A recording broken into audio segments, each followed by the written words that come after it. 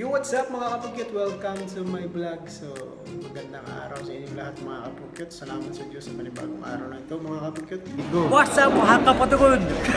Makakapugod. What? Go! What's up mga kapugyot? How are you my friend? So maghako tayo ng mga items guys. So nandito lahat ng mga department, mga kasama natin, front office, engineering.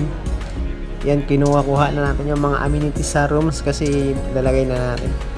Bali 3 trolley po pala yung dala-dala natin mga kapugyot.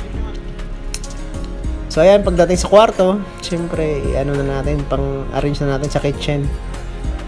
Ayon sa kanyang standard. So ayan, i-set up natin. So ito yung mga karito natin mga kapugyot. Marami yung mga kasama natin, tulong-tulong lahat. Kaya saglit lang yung trabaho. So ayan mga kapugyot, iba't ibang lahi din yung mga kasama natin. Nakakasalumuha. Ayan yung buhay natin bilang OFW dito sa gitnang silangan. So ito yung mga kasama natin, nag-set up na sila ng mga amenities, kutsara, tinidor, lahat ng mga equipments, mga gamit ng guests kasi malapit mag-open yung pinagtatrabuhan natin mga kapugyot. So Kamusta ka mo? bali tayo yung pre-opening team. So medyo mahirap pa sa ngayon kasi hindi pa naayos, marami pang mga ayusin. So kinuha tayong backup ng housekeeping kasi hindi nila kakayanin. So yung nakatoka sa atin mga kapugyot, ayan, maglalagay tayo ng mga emergency flashlight sa rooms. Kasi bawat rooms kailangan mayroong flashlight na mga kapugyot in case na mag-brown out or mawala ng kuryente. At magdilim ang iyong paligid. Tapos pag mulat mo, wala na pala siya sa feeling mo. So ayan mga kapugyot, joke lang yun. So ayan, pagka check din natin yung mga ilaw, kung umiilaw pa, kasi dapat lagi tayong umiilaw. Huwag tayong pumunta sa madilim. So muna tayo, patalastas mga kapugyot. Titingnan ko kung malambot pa ba yung katawan natin. Kasi dati dancer yung nasa isip natin, pero wala pala. So ayan, kung fu na lang. Karate pala mga kapugyot. Malambot naman sana yung katawan natin kaso hindi pa masyado. So pass na lang muna sa dancing mga kapugyot. So ayan, lipat tayo sa kabilang kwarto. Kasi 3 rooms mga kapugyot, kailangan natin lagyan ng lahat. So nagdala na rin tayo ng panibagong item, yung hanger.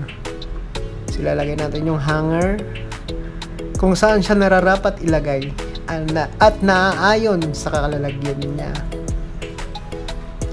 So ayan mga kapugyot. So pagbukas pala, wala pala siya dyan sa kabila. Kaya wag mo nang hanapin kasi nawala na siya. Nasa kabila na. Oh, sakit. So ayan mga kapugyot, ito yung trolley ng mga kasama natin.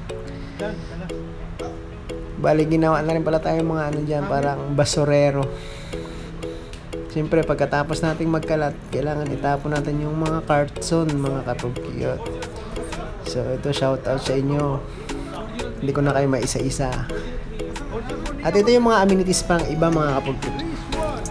So ito yung mga tropa, nandito na silang lahat. Pang last room na pala natin yung isa mga kapugyot. At inabot na tayo ng uwian na, mag-alas 6 na. At syempre mga kapugyot, yung kalat natin itapon natin sa basurahan. Sayang yung karton mga kapugyot, kung sa Pinas to, kakilo ko na to eh. Ayan o, ang daming karton. Magkano din yung kilo ng karton. So ayan, tagatapon tayo ng basura dito sa ibang bansa mga kapugyot. Ang hirap ng buhay dito. Yun, tagatapon lang tayo ng basura. Okay na yan mga kapugyot, basta marangal na trabaho. Laban lang. Huwag susuko mga kapugyot. Pagkatapos nyan, uwian na mga kapugyot. So maraming salamat sa panonood ng ating munting vlog mga kapugyot. Huwag po kalimutan mag-subscribe at mag-like sa ating channel mga kapugyot. Maraming salamat sa inyong lahat. Thanks for watching. Ingatan naman.